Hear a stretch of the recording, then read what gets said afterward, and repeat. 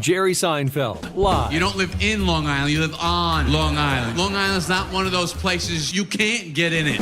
We're going to get on the train. We don't get in the train. Why do you get on? So you can get off it. You don't get on the cab. You get in the cab. What do you do with Uber? Do you get in it? No. You take Uber. Saturday, October 19th, Reno Event Center. Tickets on sale Friday, March 1st at silverlegacy.com or by calling 1-888-288-1833. Jerry Seinfeld, live. Blog Talk Radio. Ladies and gentlemen, damas y caballeros, leave it in the ring.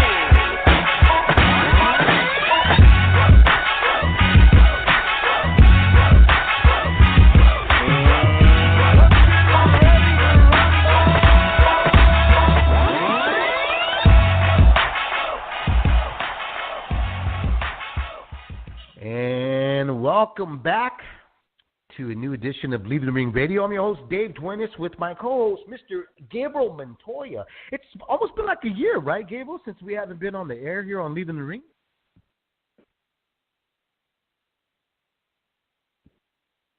I don't know if Gabriel put himself on mute, but that's a tradition.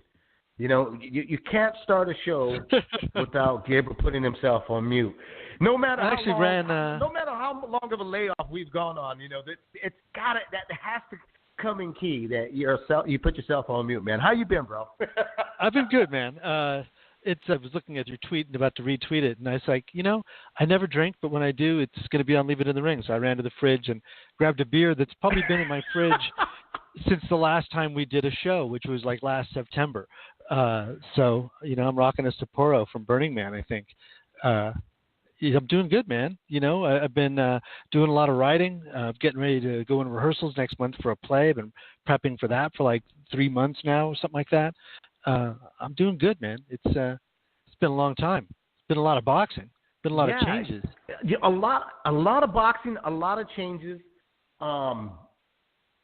You know, a lot of changes, but still the same old recipe in boxing. You know, of course, we got a lot of things to cover. Top Rank, we got DAZN, ESPN Plus, Showtime. They all seem they have a race to get the most viewerships with some really bad packaging, though, as we're kind of witnessing. We were kind of hoping that with the apps coming out, which is a good thing, because if one thing, boxing has always been ahead of the curve of technology when it comes down to technology. You know, they kind of saw the future.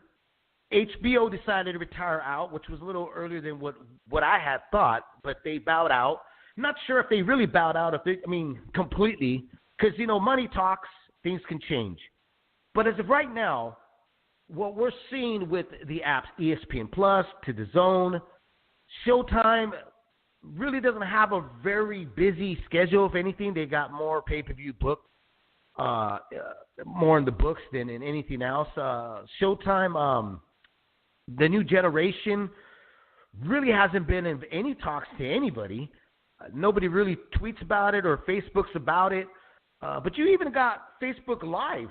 They're doing fights. But, you know, as a fight fan, Gabriel, and I know like yourself, for many years, we've been doing this for 10 years, podcasting here on Leave the Ring, give or take, because we've taken long layoffs. But we've always said, hey, we want more fights. And we're getting those more fights, to the point that we're getting them like Friday, Saturday, even Sundays, Thursdays. If we're lucky, we're getting these fights, whether it's on app, whether it's on Facebook, ESPN. Things are happening in boxing. You know, we are now getting a chance to see every single fight around the world, rather than being on a KO magazine or anything else, any forum asking somebody if they got film or if they can send if I could buy a DVD from them to see the fight. We're getting everything.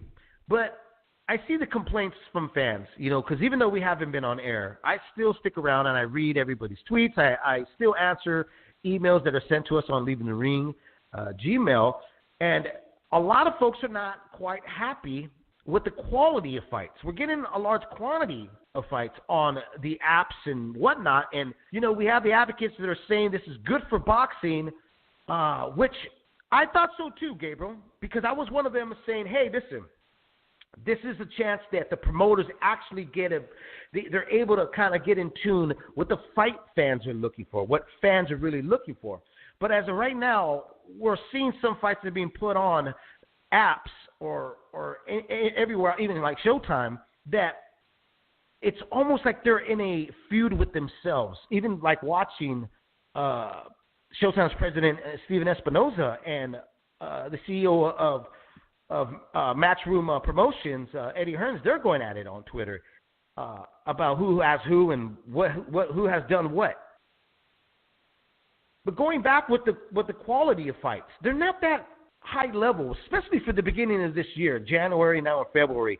The two best fights right now that I can think of that have been pretty good was John Molina and Omar Figueroa. And then on Saturday night on DAZN, you had Brandon Rios and Humberto Soto, which were two old-aged warriors, and they were matched correctly in facing each other. I know originally fight fans weren't so happy about it, thought that Soto was just going to get ran over by Rios, but we saw the opposite. We saw a game Soto that still is very skillful, could take a hit and obviously give back what he gets.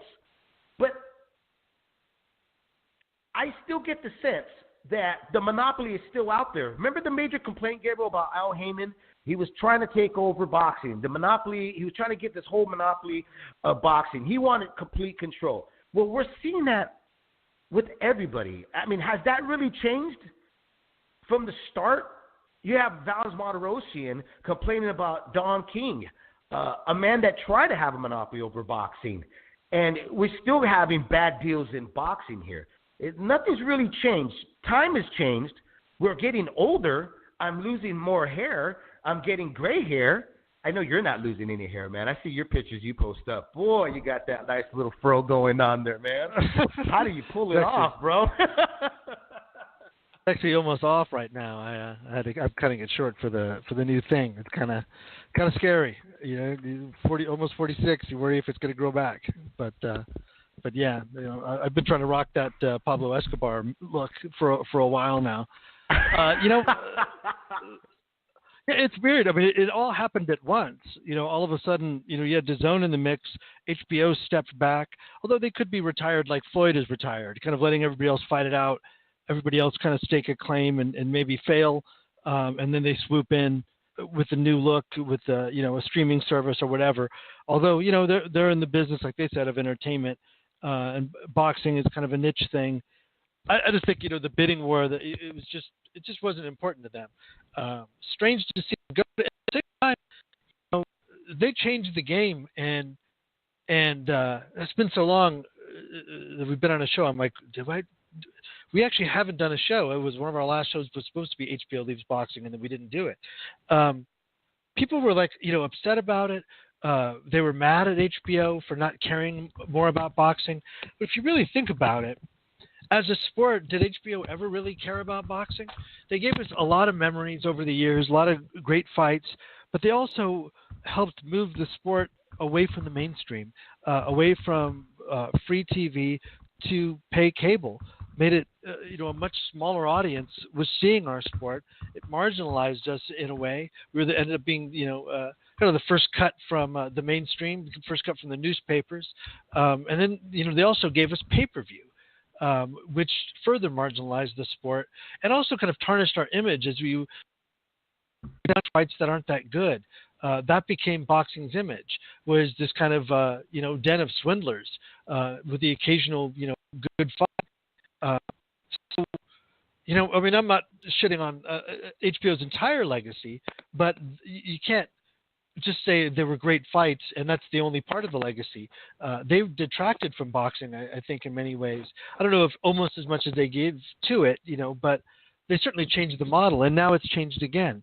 Now it's going to be about subscribers and not pay-per-view numbers, as DAZN is saying, and we'll see, how that goes. Pay-per-view is dead. unless you're Fox Sports 1 or Showtime, which is getting into the pay-per-view business.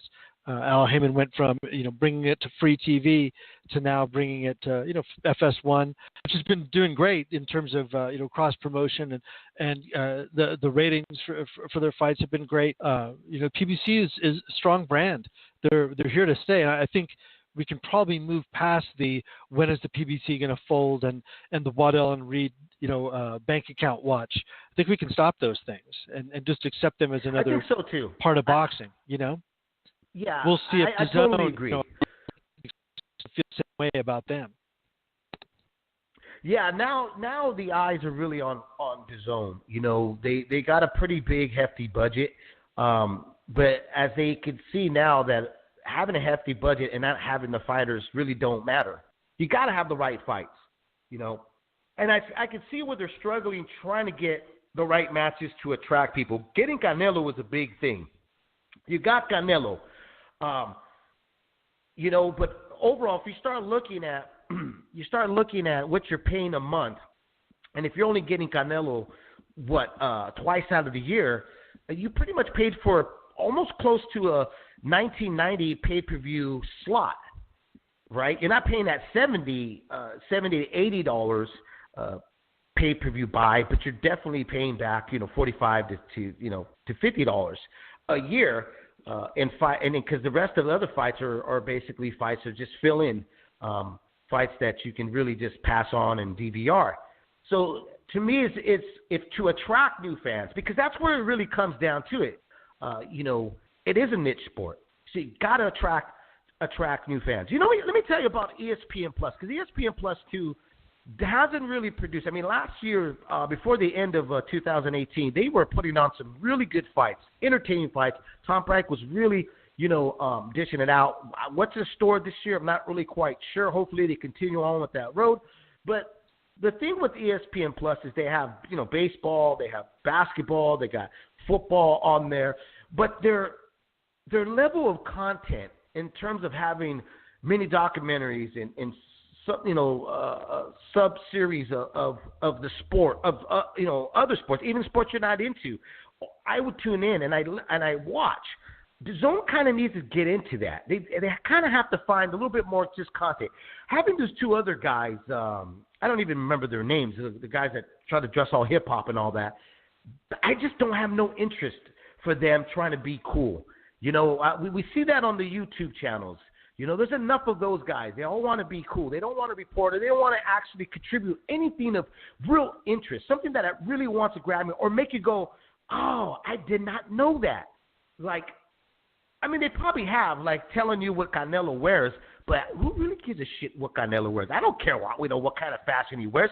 There's other stuff in the sport. There's a lot of stories and the combat sports that you can cover. So that's something they should start really looking into and kind of investing if they want to attract fans. If they want to get a new fan that goes, well, I didn't really know that about that fighter, or this story, and it kind of attracts them to go back and look at the archives that they have put up. Just like ESPN, DAZN has put up archives of fights that you can, go back and look at, which is really good stuff. But they need to play catch up in terms of other things that ESPN Plus does. My big concern is this, Gabriel.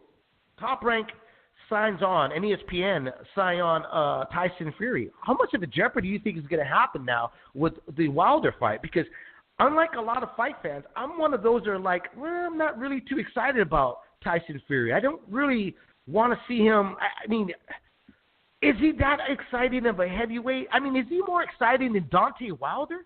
Do people really believe that? Because I don't. I could see Deontay Wilder fight anybody, and I know that it's going to be a train wreck, and I know that it's going to be exciting, and then any given moment, Wilder's going to get dropped or he's going to knock out his opponent. Tyson Fury is a completely different beast. I think that you have to fit Tyson Fury with the right person. And signing on with Top Rank, where does that really leave him? I mean, yes, it's a great idea. He's signed. He's got a big budget. He's making great money. You can't knock him for that. But do you want to see Tyson Fury versus Andy Ruiz or Joseph Parker? I don't. I don't want to see that. Where does it leave Horrible. everything right now in heavyweight division? Yeah, for a guy that was going to give all his money to the homeless, I'd like to see if anybody ever verified if that happened. And that he didn't care about the money and said, I'm going to retire skint because I'm just going to give away all my money. We saw people reporting that speech too. Oh yeah, Did he I guess that? we could. I don't care about money. I want to wait till actually all the reportage is done. I'm really getting sick of. I've been told, even though I used to engage in that sort of thing, and guys end up being wrong. Like, when we saw Tom Loeffler just like shooting with both barrels, reports that he was out as the promoter for Triple G and this, that, and the other thing, and kind of went at a few people about it. I want to wait on that, on the Triple G stuff. But with Tyson Fury, we were hearing that the fight was almost done, the rematch. He really wanted it, and then boom, he's going to co-promote, or enters into a co-promotional deal with Top Rank. He's with Frank Warren, who Frank Warren had already made a deal, I guess, with Top Rank to show some of their cards on ESPN Plus. So it's kind of completed the deal, or was the second part of it.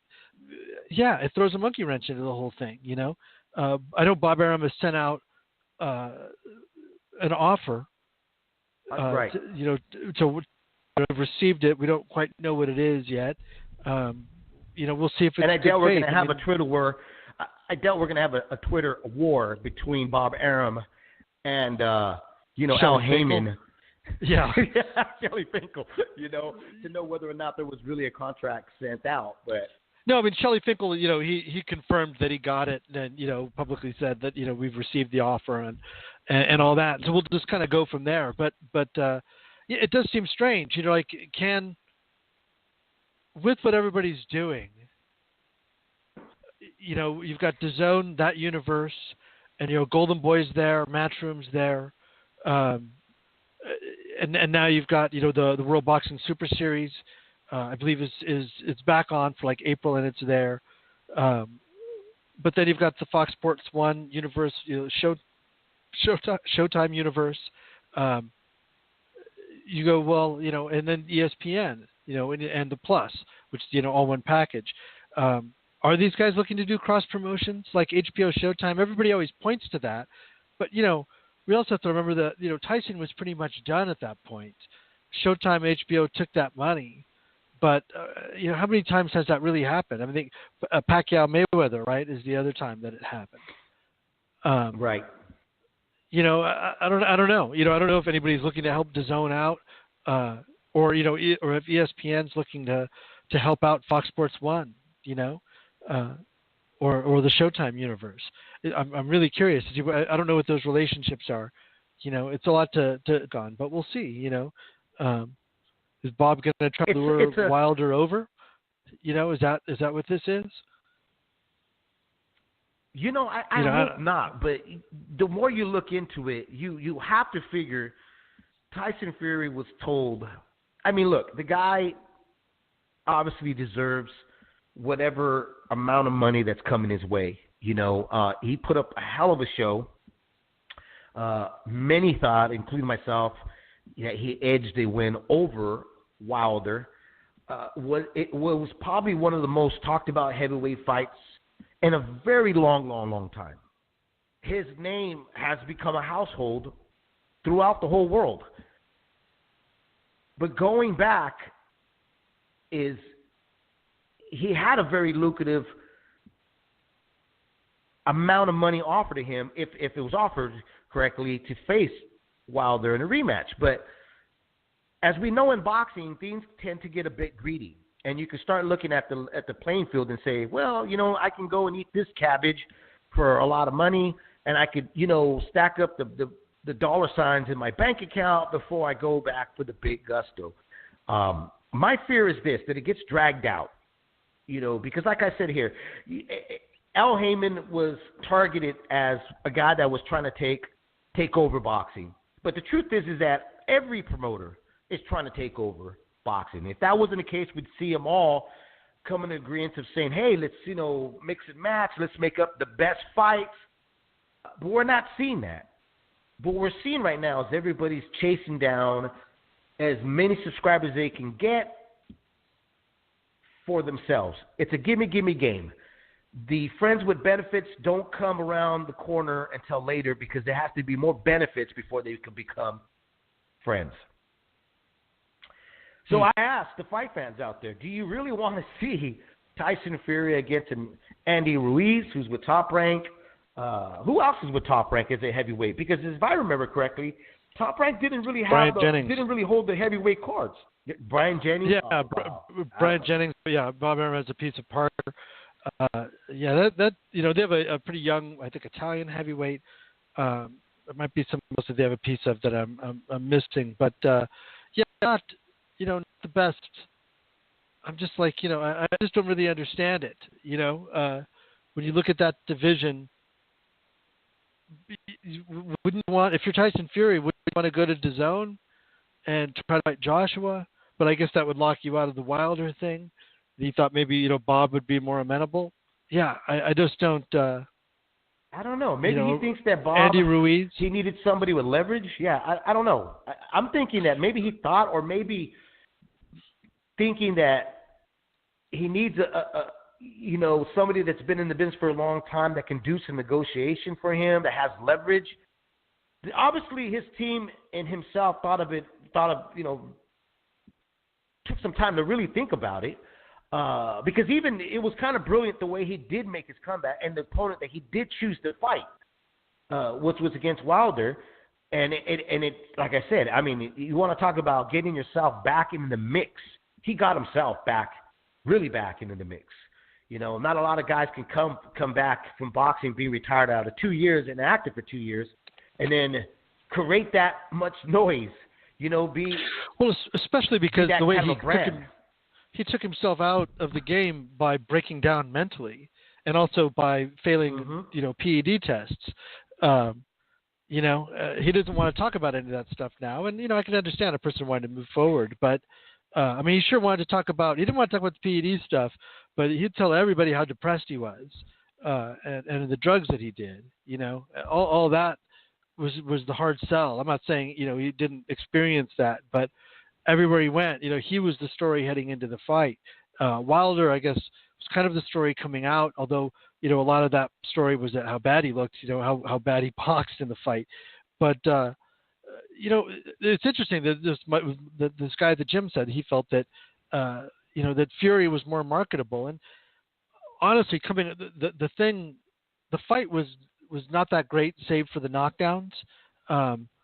I thought it was closer than people thought. Like when I watched it the second time, first time I was like, this is kind of a clinic.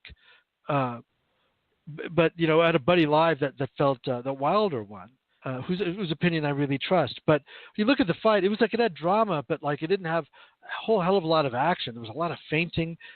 Fury's patented triple feint, with like maybe a jab, and then like he moves away. He's not the most exciting guy in the world, but people love listening to him talk. And for me, when the promotion was over, I was like, God, I'm glad I don't have to listen to them talk anymore, because some long-winded dudes. And Wilder isn't exactly the most eloquent cat in the world. He says some kind of crazy stuff sometimes. I think he's honest and everything, and I think he's got a great story too. Turning pro to basically to save his child and be able to pay for his family. He's got a great story, but together, maybe it's not the best matchup. I wonder, how Fury is going to match up with the rest of the heavyweight division, and how many fights are in the deal. Are we going to see a lot of the also-rans before we see Wilder, or are we going to see Wilder and then a bunch of also-rans? Depends on how he loses too. If he loses the rematch. So I don't know. There's a lot to look forward to. If I'm Wilder, I'm in a great position, because in reality, everybody still wants to see him get in with basically anybody. We got Joshua going against Baby Miller. You got Tyson still kind of out there. I mean, Wilder to me is the guy that no matter where he goes, we're still going to want to watch him. In my opinion, I still think that Wilder is the most exciting heavyweight right now. He put the heavyweight division back on the map. He did his part. Whether you like his style, you can sit there and criticize. I've criticized the guy many times. I called him the Bambi of heavyweights because his legs are never underneath his feet. But all that said, he's by far the ticket that everybody wants to buy to go watch. He says some really outlandish shit, as you just mentioned. But at the same time, Gabriel, I mean, he really does come and to, back up what he says. He says, I want to come out and try and knock this dude's head out. I want to get a body bag underneath my belt. I mean, I think the guy really does try to get that across in the ring when he throws his punches. It's the other guys that really, in my opinion, need to make the right strategic decisions so that they don't lose the interest of the fans. Because I think while they're still going to be able to produce explosive matches and whoever he decides to face on next, if he gets the winner of Miller and Anthony, I think it's going to be fantastic. If he even was to,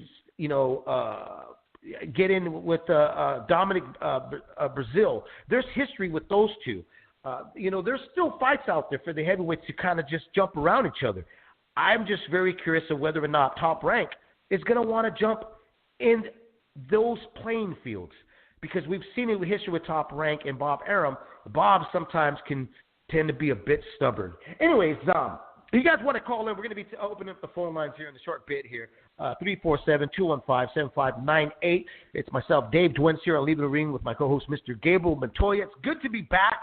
If we have an echo, man, it's because my podcast studio is still not built. It's pretty much empty in here. All I got right now is a desk, a laptop, and a bunch of crap and posters and all kinds of other shit just kind of laying around. Not even my ice cooler's in here, Gabriel. So unlike you, I don't have a beer in my hand. What I do have is some water and a Pepsi can. I know, man. I'm really just dropping the ball here and stuff. But, hey, really quick, man, I want to thank everybody that sent me a condolence of my grandfather who recently passed away 2 weeks ago. We actually were, we had a funeral for him this past Friday and Saturday. My grandfather is the man that got me into boxing, along with my uncle Mario. So it was really hard. My grandfather basically raised me. He was a really strong father figure in my life, but a huge boxing fan, man. And it was great to see when the last, when you go and you pay your respects and stuff and see him off. The obituary speech there that they did mention about his, my grandfather was a huge boxing fan and billiards guy. My dad was, really good in playing pool. His older brother, Miguel Rafael, was a professional fighter, was really good in Mexico. And my grandfather wanted any of his boys. There was two things he wanted us to be: either be a baseball player or be a boxer. But I think we lived up to his expectations and stuff. My dad he lived up to over 80, man. And it was his time to go. It was really hard to say goodbye to him, but I got a lot of great memories with my grandfather, who I don't call grandpa. I call him my dad. Like I said, he was like my dad. He raised me since I was a little boy and stuff. So anyways, miss you, love you, and never forget you, Grandpa. Love you, Pai Poncho. So anyways, let's move on, man. Let's talk a little Anthony Joshua versus Big Baby Miller. Speaking of the heavyweights. What do you think of that? Yeah, let's talk about it. You know what? I got to tell you, I'm on the fence with it, man, because Baby Miller is a big figure when he's in that ring. I mean, he makes heavyweights look like cruiserweights. He's a big guy. His chest is just like mountains out. But my initial thought off the bat when I heard that it was signed and it was ready to be delivered, was, can this turn out to be a David Tua versus Lennox Lewis? And it could possibly if Anthony Joshua can interchannel a Lennox Lewis jab. I'm not sure if he can do that because Joshua's still a very young heavyweight, tends to make mistakes, sometimes can sit in that pocket too long, and sometimes gets in the ring and tries to prove himself. If the one thing about the great Amanda Stewart, man, the late great Amanda Stewart, was that he really taught you how to be patient. He really taught his heavyweights how to have a game plan and stick to that game plan, and really how to use their reach, their advantages, how to hide things from the ref. And those are things that Anthony Joshua is going to learn down the line. To me, it all depends, Gabriel, and I don't know what you think, but to me it really depends on Anthony Joshua. Does he make it a difficult fight with Baby Miller, who's a very slow-footed guy? But if he traps you, he does let his hands go. I know everybody's concerned about his weight. I'm not too concerned about his weight because he kind of boxes at his own pace. Anthony Joshua, to me, would have to keep him out in the distance and really make Miller work for a punch. And that's why I say it can turn into a David Tua versus Lennox Lewis. If you make him start reaching for punches, get him frustrated because he's kind of used to walking a guy down. He doesn't really cut the ring off. What he does is he allows you to throw his punches, and he uses his whole big figure body as a shield, right? And he just walks you back. And then when he feels like he's got you trapped, he goes to the body very well, Miller, and then he goes back to the head. He knows really how to paint you up and down. But I haven't really seen anybody kind of move, have the athleticism that Anthony Joshua has. I don't know how you see it, but I'm really thinking that it could end up semi-boring. I think Joshua has a killer instinct, and he wants to put it on his opponent. You know, he's kind of like Lewis in that he goes about it at his own pace. But Lewis could be kind of passive, you know.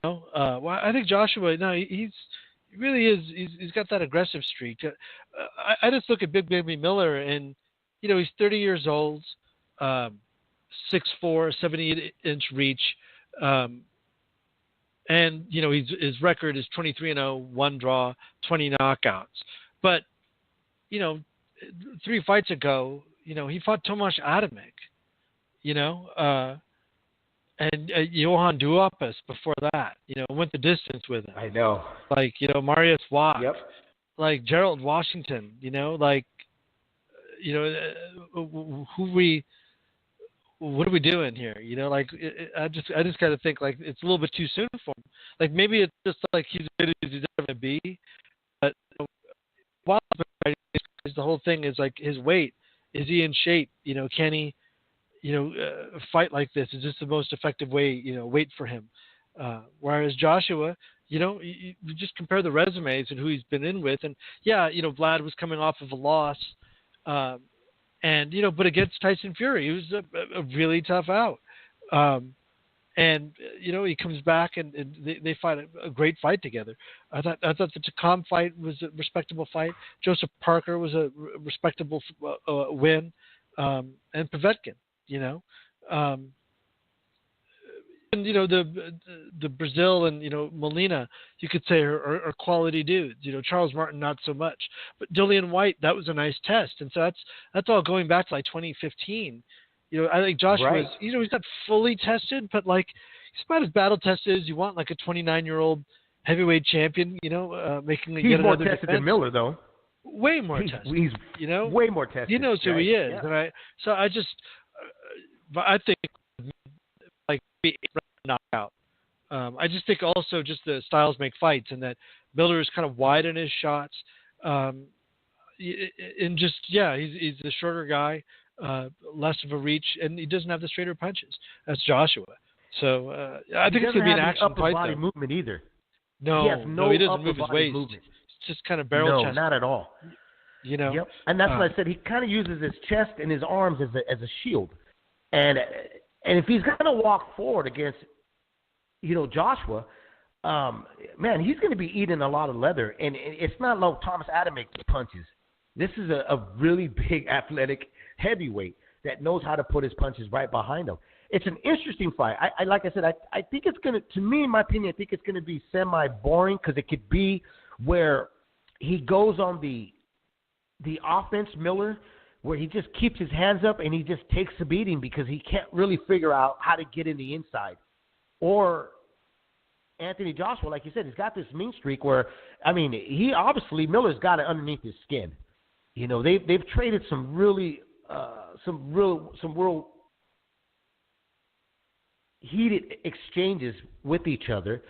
So there's a strong possibility, but he's a professional. I don't know. I just can't see it. I kind of see him just kind of keeping his distance, dropping in that right hand, working in that uppercut, because Miller's going to be there all day for it because he has no upper body movement. I'd like to see him test his body too.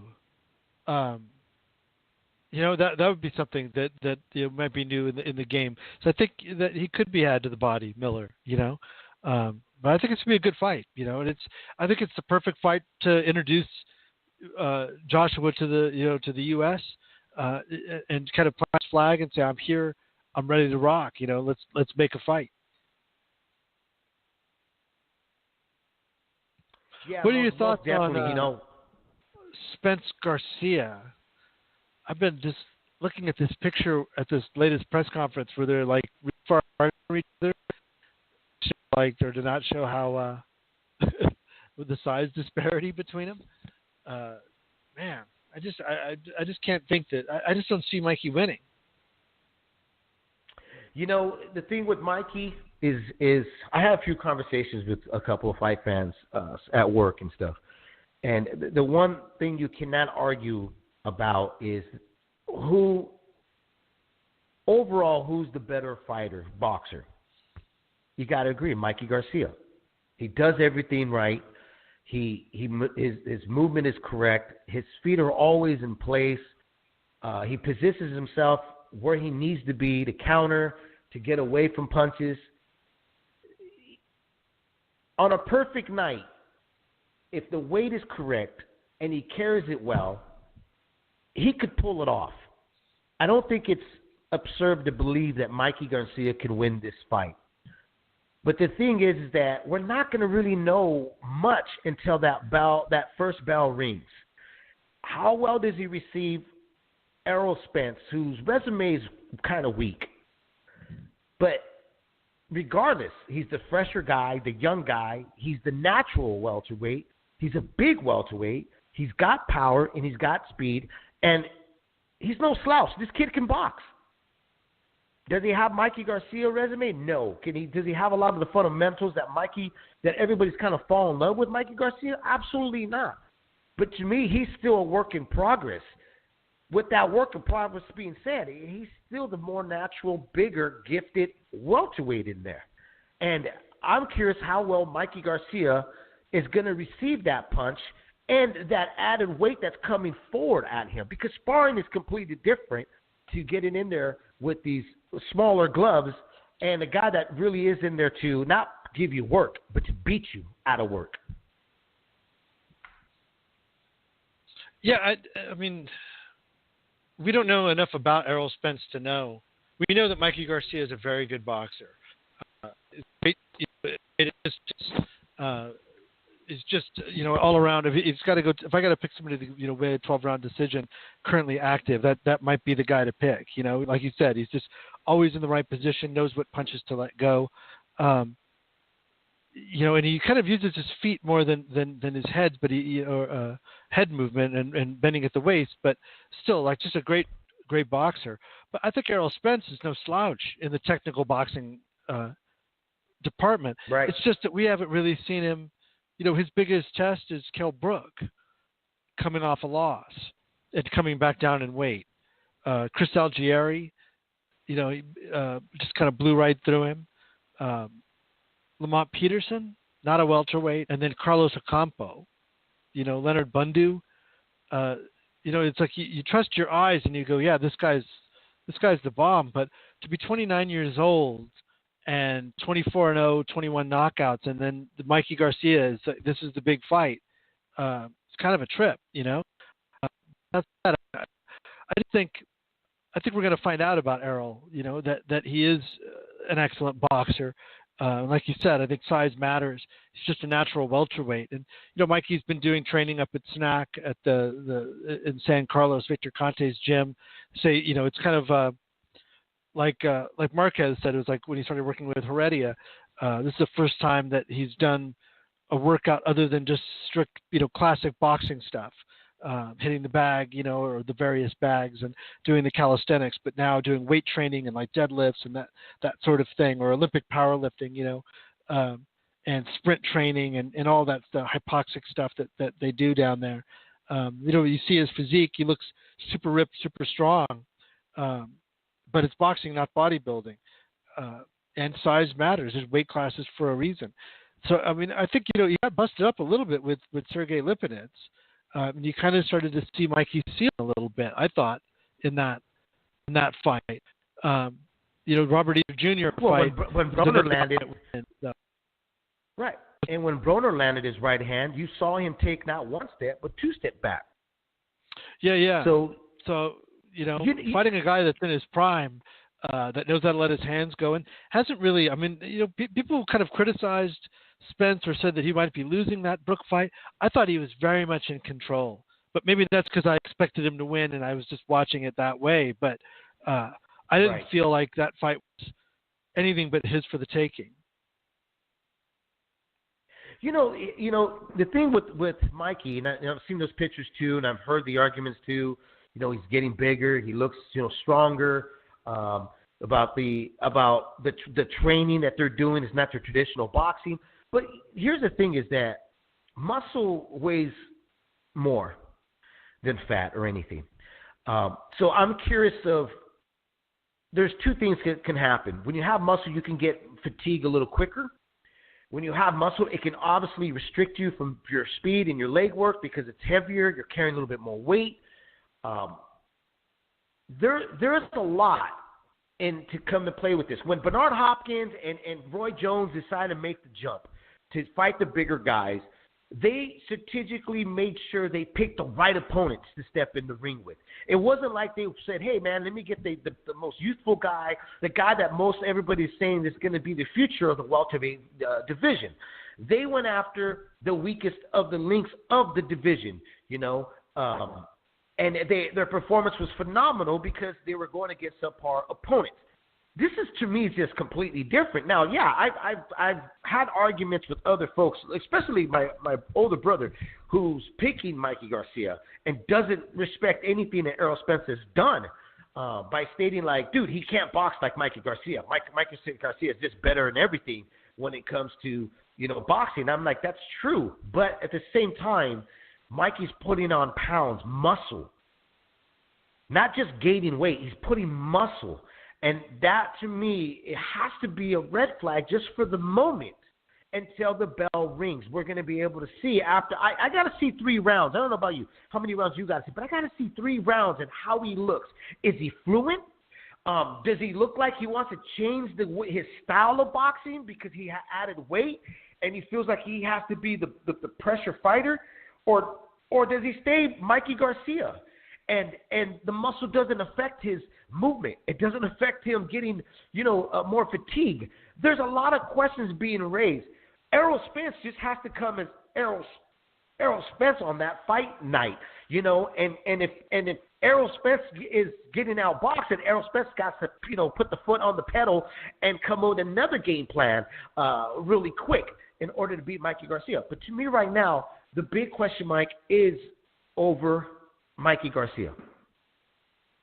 Well, there's another question mark, at least according to his camp and to Victor. Just looking at their tweets, or at least Victor's tweets, they seem to think that Errol Spence was on PEDs. He pointed out. Oh, I remember that. Yeah. Like pointing to his nipples and saying, it's masticia or something like that. I'd have to look at the word. But it were men to kind of develop breasts because of drug use, and I think the estrogen goes up because you're taking testosterone or those kind of substances, and you got to admit those things are cut mirrors, though. You got to admit, Gabriel. Everybody's built a little different, but because of that, they ended up fighting over VADA. And I'm just I live in San Francisco. We don't do body shaming. I don't do fat jokes. And I stay away from nipples. Anyways.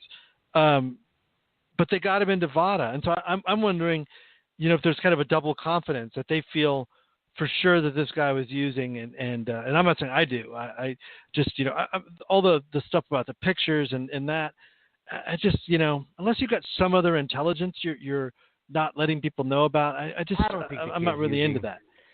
Yeah, I don't think so either. Using. You know what? Yeah, you could point out the nipples, but like you said, everybody's body's different, And but I mean, yeah, those were some pretty big nipples and stuff. But there's just, I guess when you're performing at a level, and you got to admit, Errol Spence was taking out guys.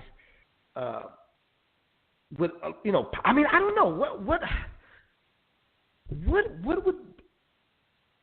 would prompt you to believe that he was on something only because of a defect, or not a defect, but of just his nipples, and that's the only thing you're going to go off of? Yeah, I thought it was kind of strange. I wasn't a fan. Because I didn't see anything. Right, I really didn't see anything where I could sit back and scratch my head. There's one fighter particularly that we would talk about. Guy would lose all the time. It was a Mexican fighter. He'd lose all the time, and then all of a sudden he was a power puncher, and then goes on VADA, and then he didn't look very good. I mean, that's alarming there. But Errol Spence, that wasn't. I didn't really catch on to why people were saying, oh, this guy's on something. He's on PEDs. PEDs is what's letting him win. Not really, man. If you look at if we go back again, you can't have that argument either. Either he's on PEDs or his opposite, his resume is weak. Which one is it? Well, and it's, it was that was always the question with Manny Pacquiao too, it's just good matchmaking. You got the guys at the right time, and he was on PEDs, it's kind of like, all right, whatever. But, with right. But also it's only fair to point out that, it's their gym that has, the Garcia gym that had the positive with Brandon Rios versus Pacquiao, So, but to be fair, I don't think Mikey was the one pointing the finger. It seemed like Victor was. And, I won't say the guy doesn't have a great intelligence network, because he seems to. But, yeah, it seemed a little bit much. But to me, that's the question. Are they doubly confident? How confident are they that they got a guy on VADA and got him out of his program? It takes or is Victor laying the ground saying that it wasn't like they did 3. I think they're going to do like 11 weeks, something like that, of it, but it didn't start till like January. My question is, do you think Victor may be laying the ground already, saying that if his guy loses, it's because of the other guy might have been on something, and we didn't catch him soon enough to get on the cycle before we catch him soon enough before he got off the cycle? I don't know. Well, to that I would probably counter. Both are represented by Al Heyman, who's not a fan of VADA testing, by the way, and I'm not sure how much USADA's testing is being done anymore. But also, your guy is the one moving up in weight and has positive in his gym. And wasn't Fernando Vargas with the senior Garcia when he tested positive? So Garcia, right? It's just kind of like, just get your guy in VADA. And see if they can get the other guy in VADA, and let's all relax. Be like Canelo. Both be 365. Right. Maidana. You wanted to talk about Maidana.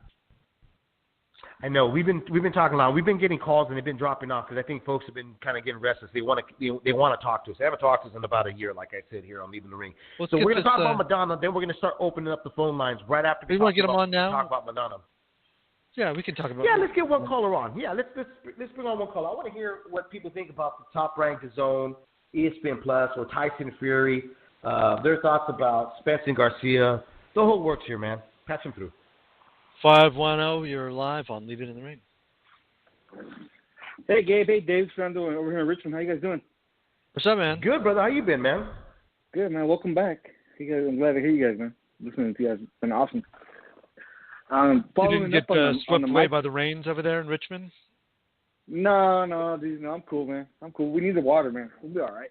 No more fires, dude. The fires are horrible, man. That's so the more water, the better. My parents live up in Chico, and they went through that last big fire up there. So, yeah. So, anyway. I was up in Sacktown today. I was up in Sacktown, and they started raining coming on back home and stuff. But No, you're right, man. We need the water down here. Yeah, dude, just, keep everybody safe, man. Not have a fire season like we did this last year, Following up on the Mikey Garcia, Errol Spence fight, I kind of, ever since I heard the fight, I wasn't a big fan of it, man. And to be honest, I think Mikey, ever since he left Top Rank, he's kind of mismanaged his whole career, to be honest, I think, like taking that extended absence he took for 2 years, And then and after the Lipnitz fight, instead of like staying at 140 or even moving back to 135, now he wants to fight a killer at 147, And I kind of think he's already kind of figured out he's bit off more than he could chew by kind of trying to pack on the muscle, He was fine without it, He was a good fighter without it, And now he feels like he needs the muscle for some reason, So I think those are all just bad signs all the way around for him, I'll be pulling for him, night of the fight, I'm watch it, I'll be pulling for him. But honestly, I see another Kell Brook Triple G fight, man, where Kell Brook was outboxing Triple G, but Triple G was too much of a puncher for him, way bigger of a man, And Errol Spence, he's almost making middleweight right now, So I just think he's in for a rude awakening. Two years ago, when I was doing the show with My Little Pony Felipe Leon, I had said when they had announced, remember when they were mentioning him getting in the ring with Adrian Broner at what one. It was at a catch weight, right? If I remember correctly, originally it was supposed to be at 147, or was it at 147? I can't remember, right? And I was saying, because I couldn't really understand that move, and I was like, if he's doing that, rather than chasing down like a Lomachenko or Jorge Linares, something like that, to me, I was figuring he was going for a money grab, trying to grab as much money as he could before he walks away again from the sport. And I'm not sure if he still is. I think truly I believe him when he says he's trying to make greatness. But I think you're right. He understands that he might have been on a little bit more than he could chew. So he's doing everything he can to kind of make sure that he's successful at it, But, here's the one thing that you can say on his side. Because I've said this.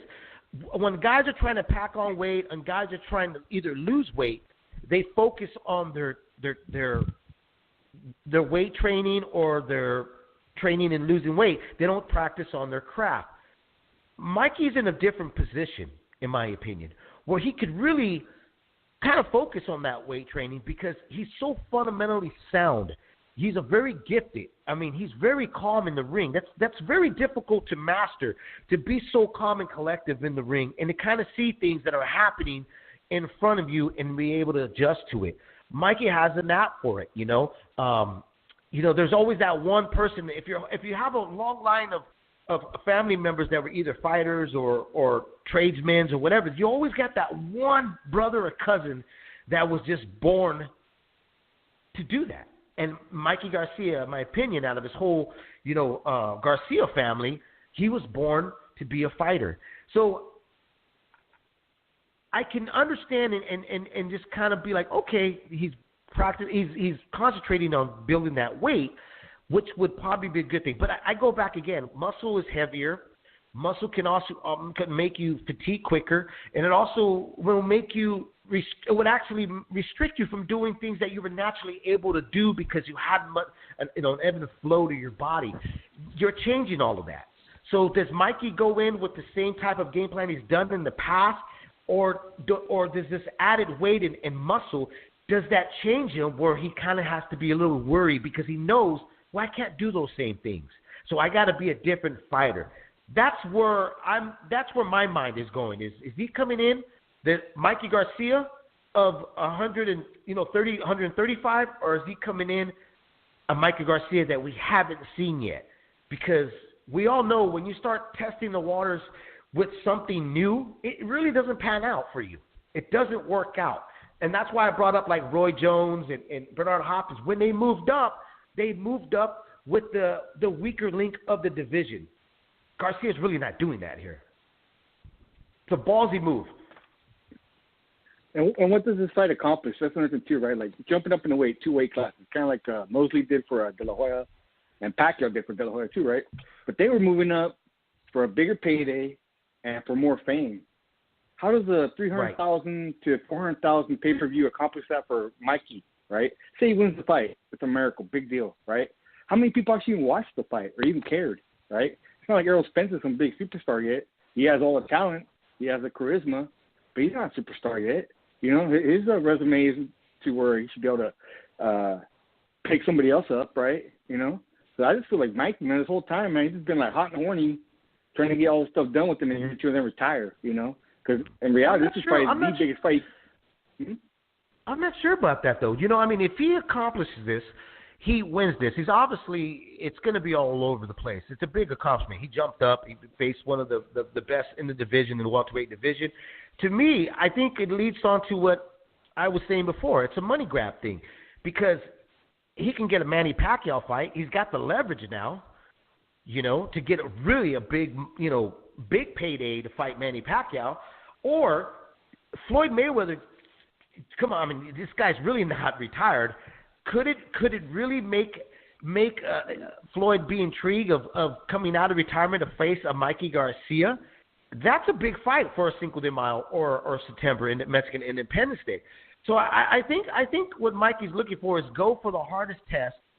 If I can hurdle over that, then it's all downhill from here. I'm now in the driver's seat, and I can pick and choose whatever I want and get a big payday because I would be the talk of the world. So I could see where he's going with it. But as I've said it before, to me, this is the Godzilla challenge of all Godzillas. He's facing a young, talented, dangerous welterweight here. And it's a big task. It's a very big task. As intelligent as Mikey Garcia is, this might have been the stupidest move in his career, unfortunately.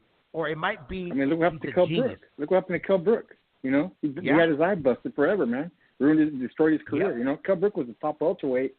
Decided to jump up and try to take on Triple G, and that was the end of his career. You know, never been the same. You know. Yeah, never been the same. I mean, and I've said that too.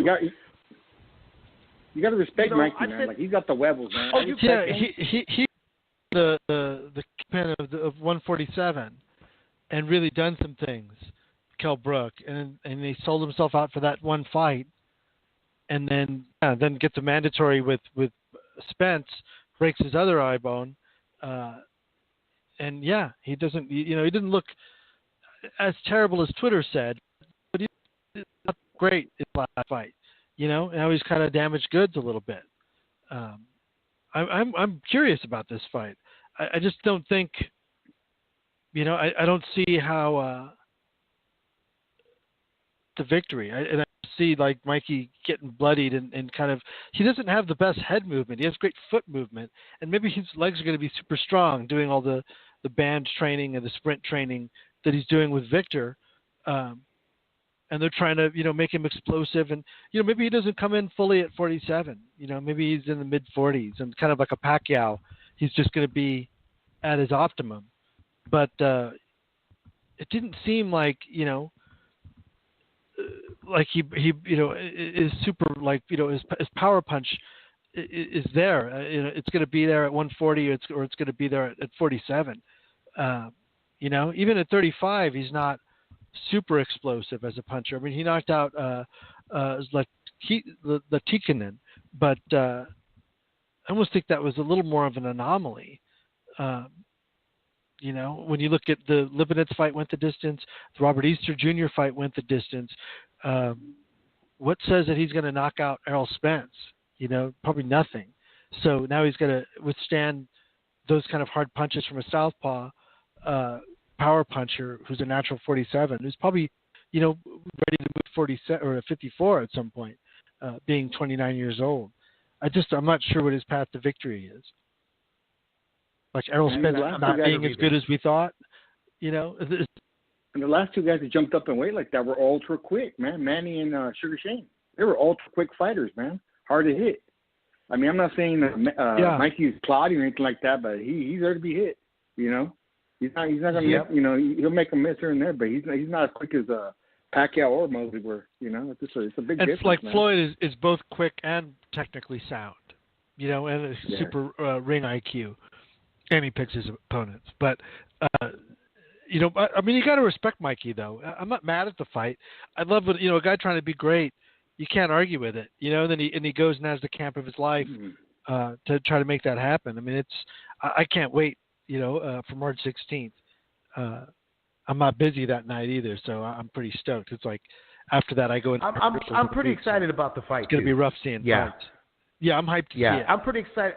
Yeah, I'm really curious. I mean, there's a lot of curiosity around it. But let's, put this as note as well. Mikey's corner, dating back with his father and with his brother, they're not the quickest two to save their fighters. Fernando Vargas is, took too much of a beating with Tito Trinidad. Brandon Rios has took too much beatings in his prime. So that's another thing that I'm going to be looking for is that if Mikey Garcia is out-muscled, outgunned, and is taking a large amount of punishment, is his corner going to be merciful to jump in and stop this fight so this kid can have a further career? Because like you said there, bro, this Fernando, this could really end him short, I respect Mikey. He's got, big levels, respect, nothing but respect, right? But I just feel like this is the kind of fight that could ruin somebody, man. It'd be a real big shame because he's actually one of the more talented Mexican fighters we've had in a while, And I really would have rather have seen him fight against Lomachenko, That would have been like a super fight for me, right? That's this fight I wanted. Yeah. Yeah, this fight feels like Errol Spence is taking advantage of the situation, man. Like he's avoiding everybody, saying no to everybody, except for Mikey. Why? Because he thinks he has a big advantage, He's blowing off Terrence Crawford, he's blowing him off. All the other welterweights in the PBC, just homies with them. He pretends that he's their friends and stuff, so he doesn't have to fight them. But Mikey, hell yeah, let's do it. Why? Because he knows he has a big advantage, man. It's like a street fight, man. This guy won't step up until he has every advantage. That's not cool, I mean, Mikey signed up for it. Mikey, it was his idea, but at the same time, man, Errol Spence is taking advantage of the situation, man. That's how I feel. As a fan, I'm not really happy with this, man. Errol Spence should be fighting Terrence Crawford, and Mikey should be fighting Lomachenko. Those are legitimate fights. This is kind of like a freak show. I'm a little bit worried about it. I'm going to watch it, but I'm more curious and nervous than excited to watch this fight. So we'll see, man. I might be wrong too. When you had asked about Mikey Garcia, what does it do for him? But in really, what does it do for Errol Spence if he gets this win over Mikey Garcia? I mean, the talk is going to be, well, you beat a smaller, great fighter. What does that put on his resume? Does it get Errol Spence the respect that he's looking for in boxing, or does he stay in that stale moment where everybody's like, well, your resume is not that good. You need to fight somebody in your division. Yeah, and especially since Al's got so many good fighters there. Sean Porter, Keith Thurman, now he's got Manny Pacquiao. But I think after this fight, after Spence wins, the best is yet to come. And it's unfortunate. I don't think Crawford's going to crack that universe. There's just no reason for it to happen yet. No. Yeah. Besides them being, and I think Spence and Thurman have business. We might see Pacquiao Thurman next for both those guys because they hold the same belt. It's the most makeable fight. That's a big fight. And then, maybe the Floyd fight after that. I think Khan's going to win that fight too, though. So I think Khan's going to win that fight. So what? No, I'm just kidding. Making sure you're listening. I was like, what? Yeah. No, I agree with you, though. I have a question. Go ahead, man. I have a question. What are you guys' thoughts on Usyk moving up to heavyweight? Speaking of guys moving up in weight.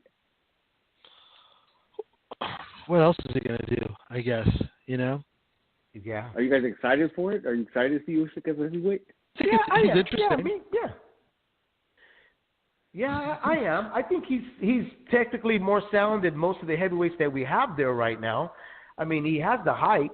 But I think, though, that we really can't commentate on much of it until we see him get in there, and see what he can do. But I think he definitely definitely makes the heavyweight division very interesting. What I think is interesting, right? Like a lot of people have him like top 3 pound for pound, right? And then they look at Deontay and they kind of clown Deontay. He doesn't have the technical skills, right? So the pound per pound is mythical, right? But in reality, what would happen if they actually fought each other, man? I'd favor Deontay.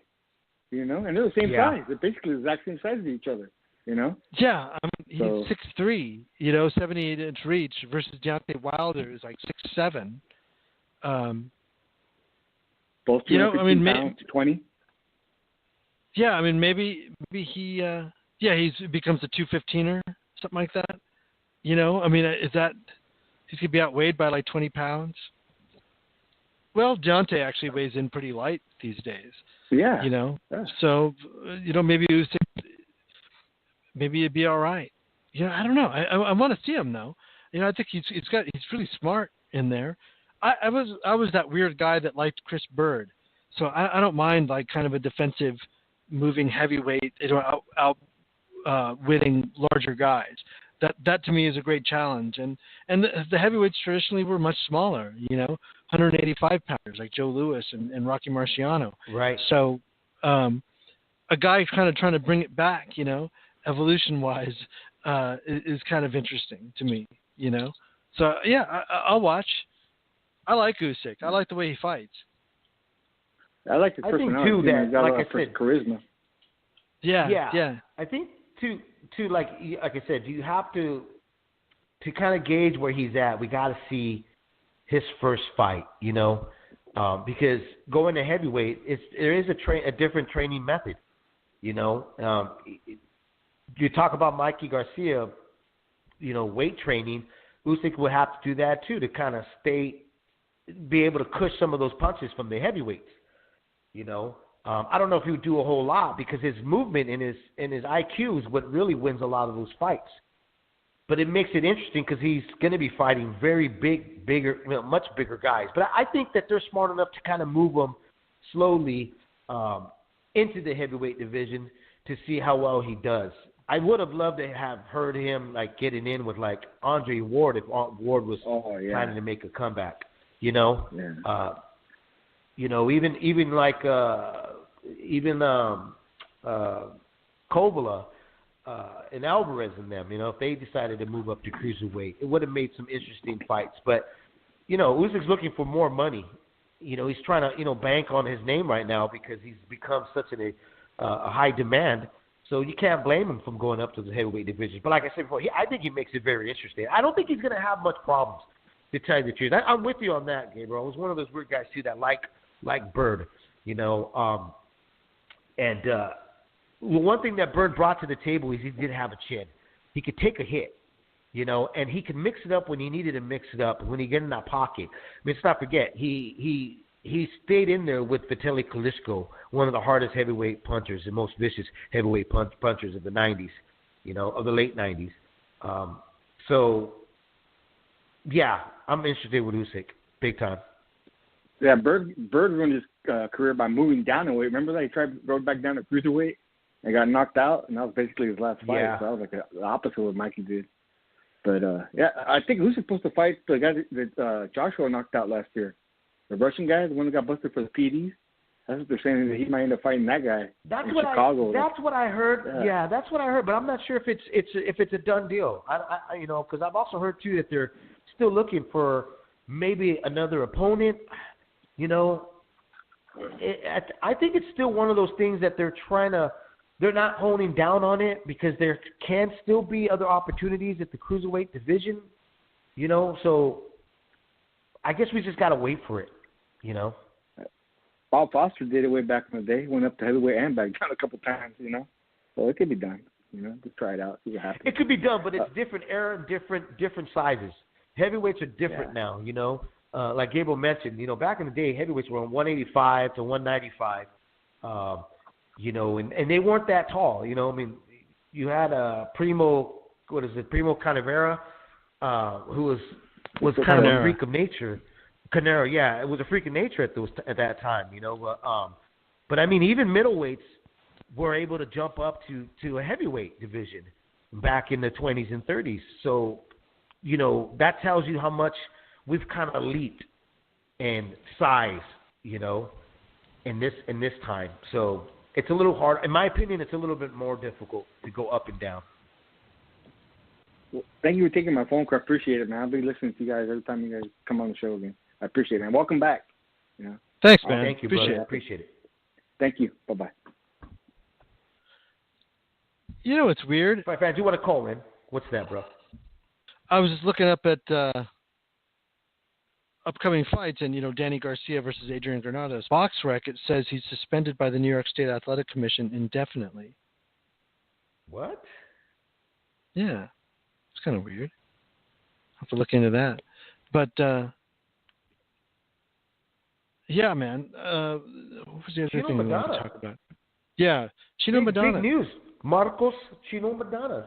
He's decided to come back out of retirement. How many years has that guy been gone? 5 years, right? He's had a longer retirement than we did.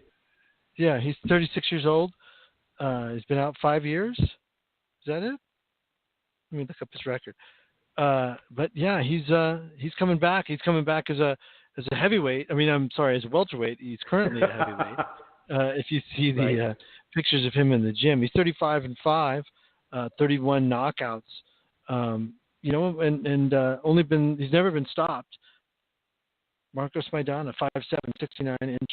Yeah, he last fought September 2014. Yeah, he's been dropped, but he's never been stopped. You know, he's really rock and roll. Chino, man, he's a very interesting fighter. I mean, that guy's he's a fighter. You know, I think that's why we all fell in love with him, man. He came out there. I mean, what he did to Adrian Broner was the icing on the cake of his career. You know, he was the first guy to give Adrian Broner his loss, drop Adrian Broner, then went off and gave Floyd Mayweather all he could handle. Second, the rematch wasn't that much. Floyd kind of figured out that puzzle, trying to say that, I try to give you guys that, you know, that kind of an action fight. Bullshit. Chino went out there and fought his ass off. Now he decides to come back out of retirement and talking about sign with PBC. He's with PBC, which has the majority of welterweight fighters in the division. They're saying a summer comeback, right? Summertime, he's going to come back in the summer where it's nice and hot. And I believe he's in LA right now training. He's out there training. So some names have been thrown out there. You know, come back with maybe the winner of Amir Khan and Crawford. Well, not Crawford, but Amir Khan. You know, if Amir wants that to get in the mix, I don't know why I'm not very intrigued with that. I know that Amir's one of the guys that beat him, but if he gets starched by Crawford, it just doesn't make the storyline is going to be like, oh, he's going to, you know, want a rematch with the guy that beat him, but I don't know. I don't think fight fans are going to be too much into that. They're saying Manny Pacquiao maybe. You know, I'm not sure if I want to see that right away either. Don't you want to see him come back in and kind of shake off the ring rust? After 5 years, you got to figure the ring rust is pretty thick on the guy's shoulders there. You know, the one guy that I was thinking, Gabe, and I told you this earlier, man, was Omar Figueroa, who had just recently fought John Molina in a very tough fight. The Gladiator went out there and he put on a show. You know, a lot of guys that wrote him off. I mean, John Molina's legs are not there. He doesn't, you know, he after he throws a punch, he kind of stays there. But you want to talk about true grit. John Molina got it. I mean, I don't know about you, but I like John Molina. I can watch John Molina fight any weekend. You know, and I think John Molina, either whether he's outgunned, outclassed, or whatever, he always comes to fight. Yeah, he's an honest fighter. There's no riddle about the kid. Right, yeah, there's no riddle about the guy. So you imagine Omar Figueroa, who I believe didn't even make weight to fight John Molina, okay, but doesn't, I mean, he's a part-time fighter, Omar Figueroa, but he does got a nice right hand. He could take a hell of a shot because John Molina was landing some pretty good clean shots on him. Unfortunately, I don't think John Molina has a snap behind those punches like he used to. I think if he did, if he would have fought John Molina maybe 2-3 years. He hadn't fought 2 years. Both of them had been off, I think, for 2 years.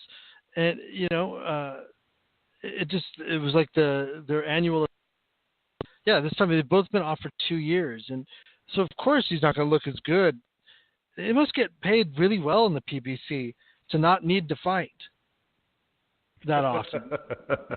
You're getting paid better than us, I'll tell you that right now. I wish I could have that kind of money when I have to work, for 2 years. But, yeah. But it was a great fight. I think out of the two, I think that Chino Maidana would be. I think that for a comeback fight, Omar Figueroa. I think that's a good fight because he's the winner. John Molina, it wasn't the winner. There were some people that did argue that he, they didn't look good and he needs to retire. I think so too. I think that if Omar Figueroa had fought John Molina, the John Molina that beat Lucas Matisse, it would have been a different story, but that never happened.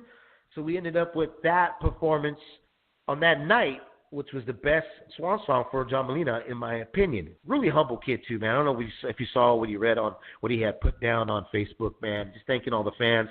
There was no complaint on his end. Even when they announced Omar Figueroa had got the upper hand, and the scorecard was just horrendous. John Molina he absolutely had the right to bitch about the scorecards, Gabriel, but he didn't. Just took it and was very graceful about it. And I thanked all the fans, said, hey, I'm sorry I didn't get the win, et cetera, et cetera, et cetera.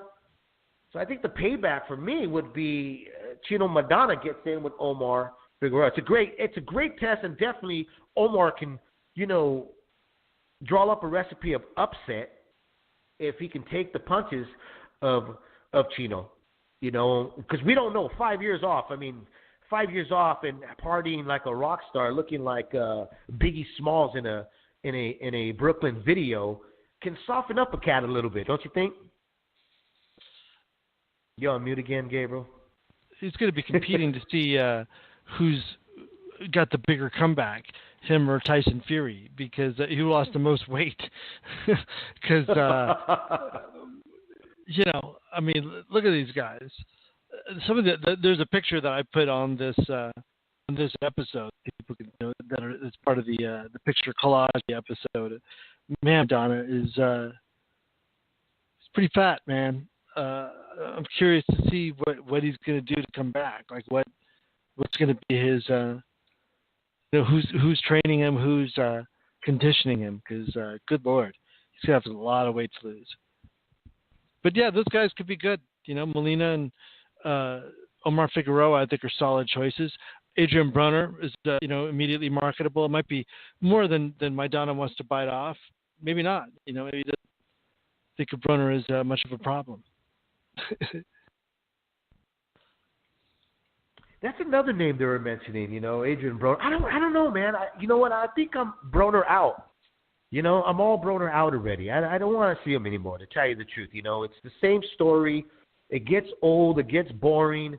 It's like a Friday the 13th series. You already know what's going to happen. You can't kill Jason. He's not. He's not going to give up. He's always going to think he has the upper hand. He's winning. I just don't want to see him anymore. I think that Broner's days are up and done. What do you think? Who do you? Would you want to see Chino Maidana against Adrian Broner? Yeah. Why not? It's really. Yeah, why not? As a comeback fight, it's a loser leaves town kind of a situation. If Maidana can't beat a guy that doesn't look that good anymore, maybe it's a little bit too soon, because Broner's still in rhythm. As bad as I thought he looked against Pacquiao, it might still be too much for where Maidana's at. The dude is seriously fat. He's been out for 5 years and he's 36. And it wasn't like, don't body shame, bro. Don't body shame. I'm like athlete shaming right now because he's in poor shape.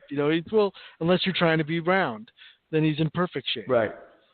So, yeah, it's. Is he in Baby Miller shape, you think? Is he Baby Miller shape or Stavern shape? Let me ask you that. Right. Well, the picture I saw, he was in worse than Stavern shape. Oh no. But I don't know how current that is. You know, I haven't seen him in. Yeah, it's just.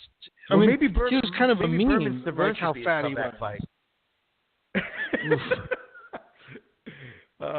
Man, we put it up on Twitter. If you guys want to vote on the post here from Gabriel Montoya's account, Omar Figueroa, John Molina, or Adrian Broner. We should have put Berman Stavern up there as well as a comeback opponent, since Stavern's not really taking boxing serious.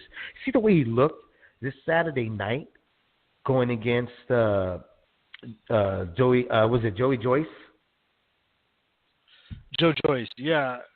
Joe Joyce, yeah. Did you see that? Jesus.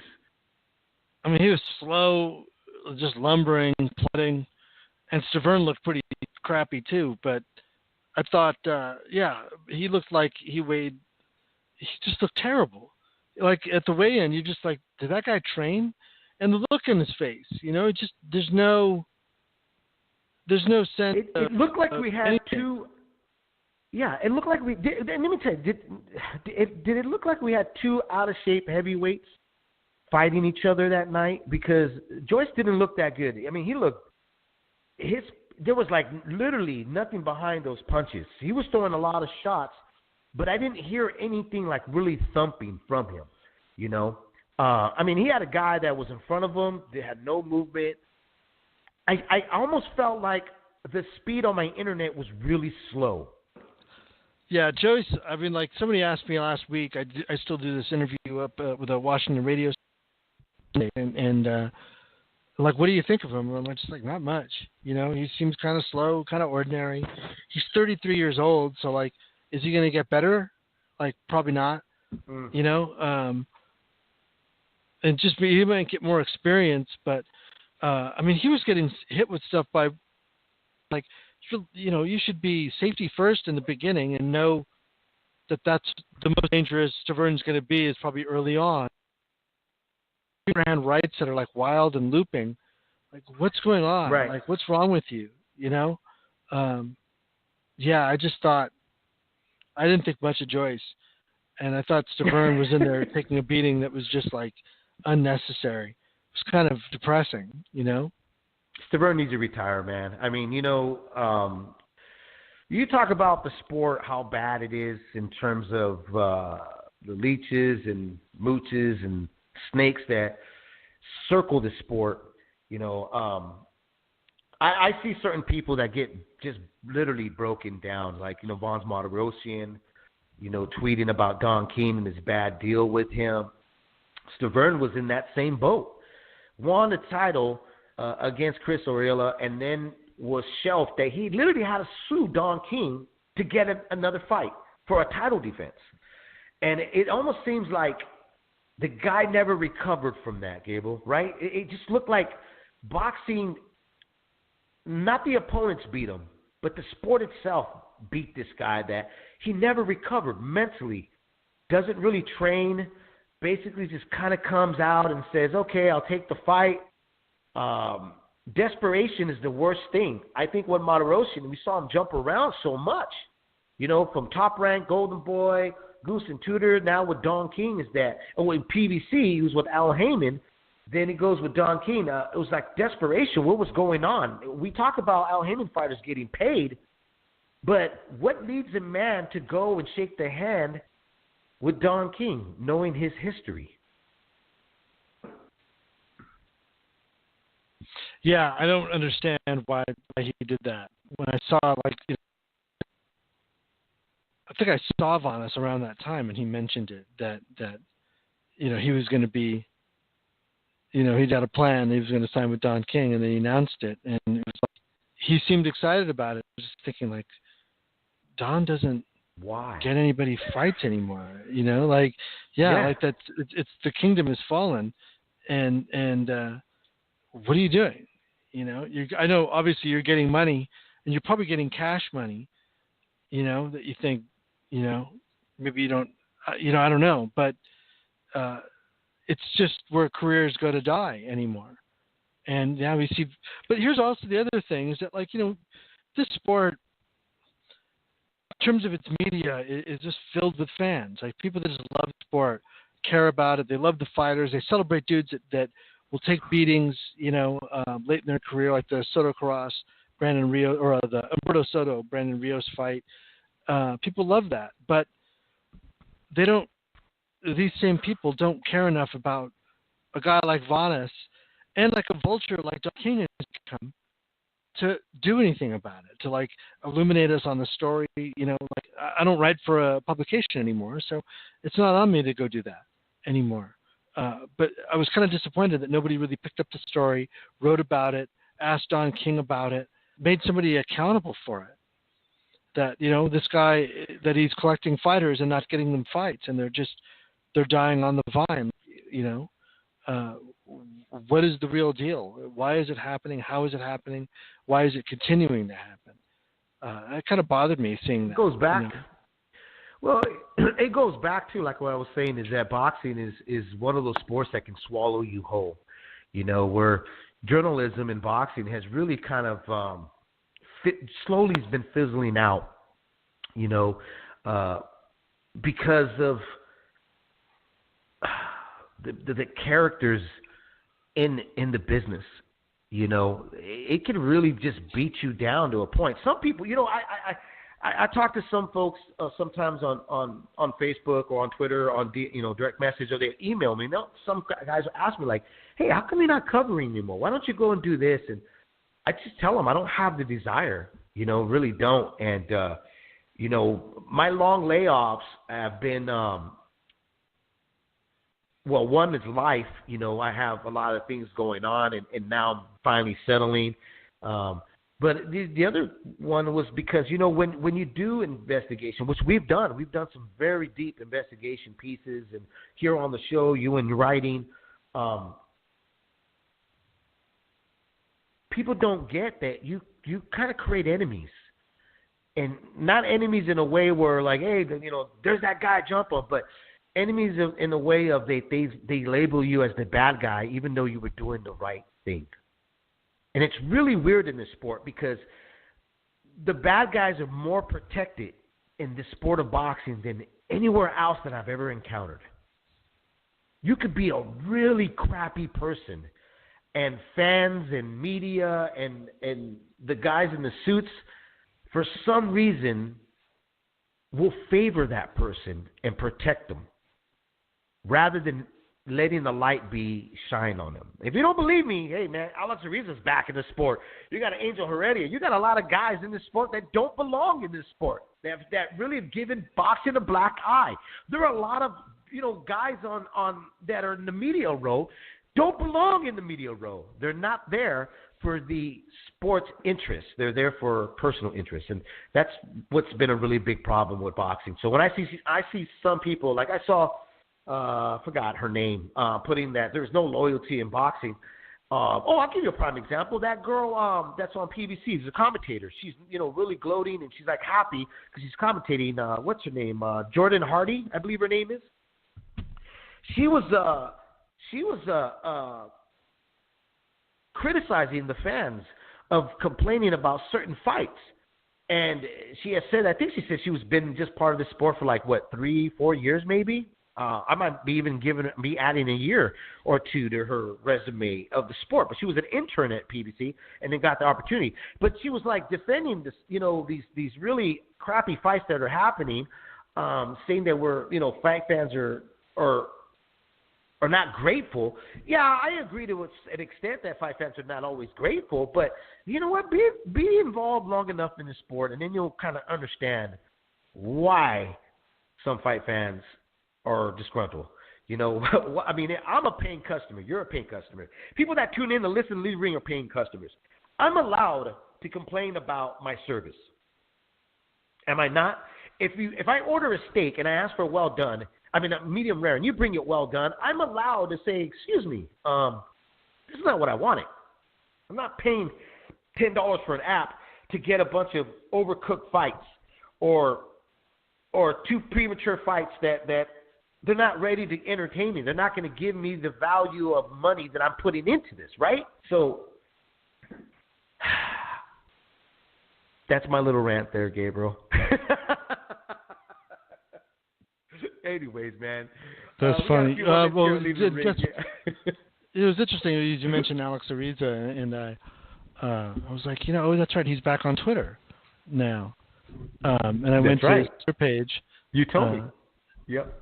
Just now I went to his Twitter page, and the banner, like his big picture on the top, is him with Maidana. Ooh. Well, so I guess he's still his strength and conditioning coach. Interesting. He's got his work cut out for him.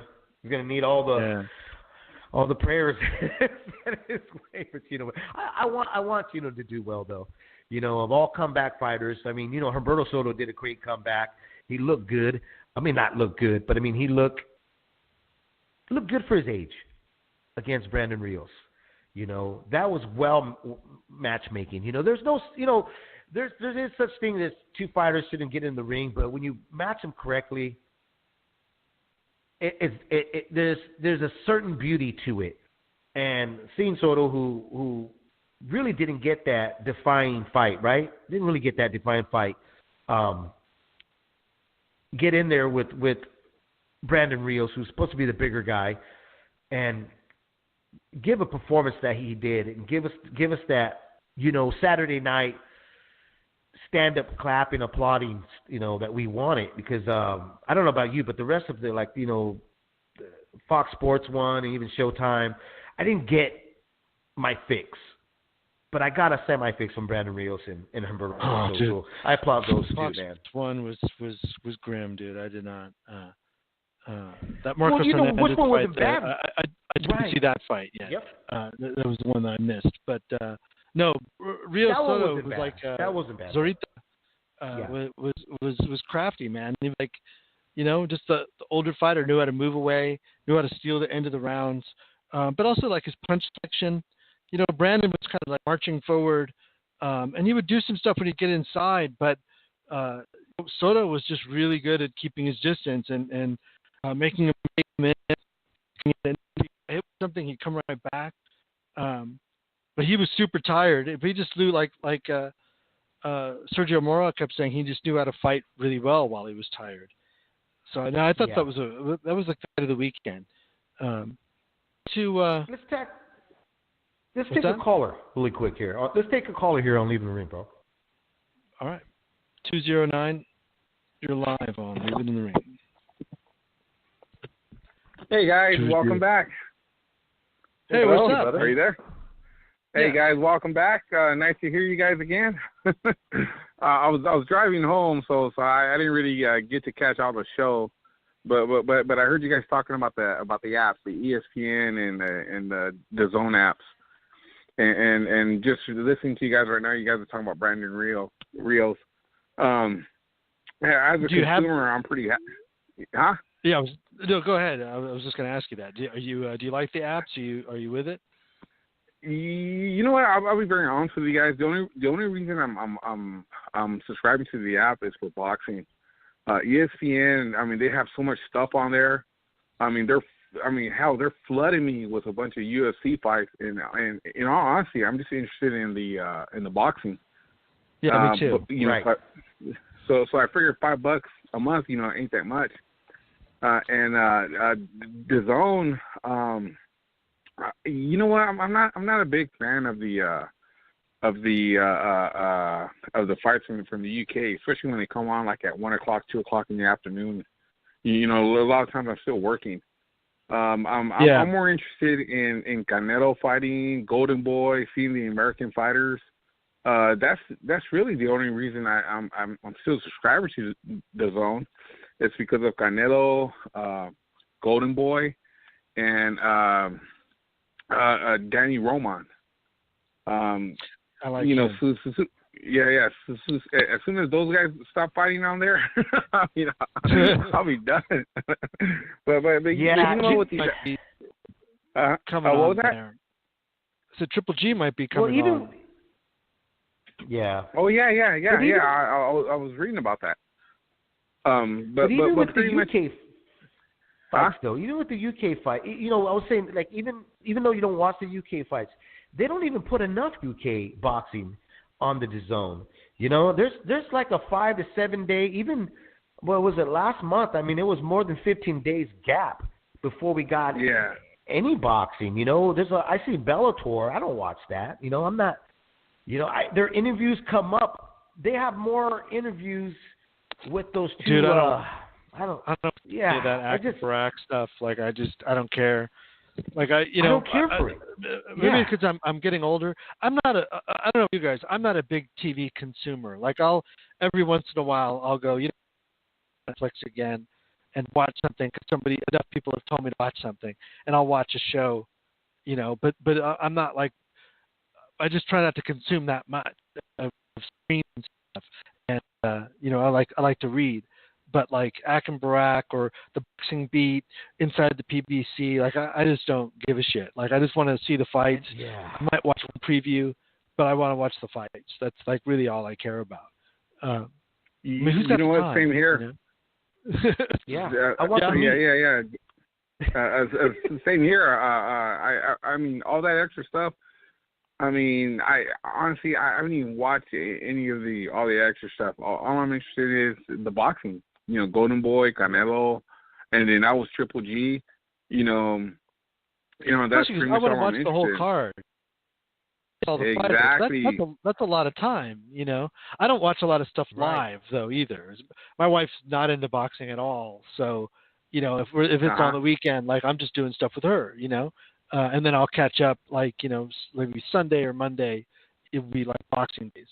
But Saturdays, I'm not doing it. That's what I like about DAZN, though, is that like the Rios Soto fight, I was able to still watch the card, today, and it looks good. I have no problem casting or whatever. But the ESPN Plus, I mean, we're kind of getting double hit. I mean, this weekend then we got Showtime. I don't know if you guys still have Showtime. I still have Showtime. But we're gonna be switching over to HBO. My girlfriend wants to watch Game of Thrones. So I mean, I pretty much got outvoted there. Yeah, I'm actually gonna unsubscribe to Showtime, to tell you the truth. To me, it's a $10 waste of money. The new generation, that kid Devin, what's his name? Devin Haney. Is it Haney? Haney, Haney, right? Yeah, I'm sorry. He's headlining everything, and I just not into him. I'm looking at Bad Left Hook's boxing schedule, and this Saturday is the Castano Arislandi Lara on Showtime, but then they don't list another Showtime card. April 13th when it's Clarissa Shields versus Christina Hammer. Crazy. So like, right, first quarter of the year, like, why would you want to have Showtime? That's a waste. Like for me, between ESPN Plus and ESPN and DAZN, those platforms right there, I'll get more than enough boxing. Pay-per-views right now, it has to be a good one that I really want to see, but I'm just not gonna buy a pay-per-view because they're selling a pay-per-view. It has to be something I really want to see. I might watch the Garcia and Spence, but I don't know if I'll pay for it. A lot of the PBC fights, because of the fights in the past, not this past year. This past year they had some great shows.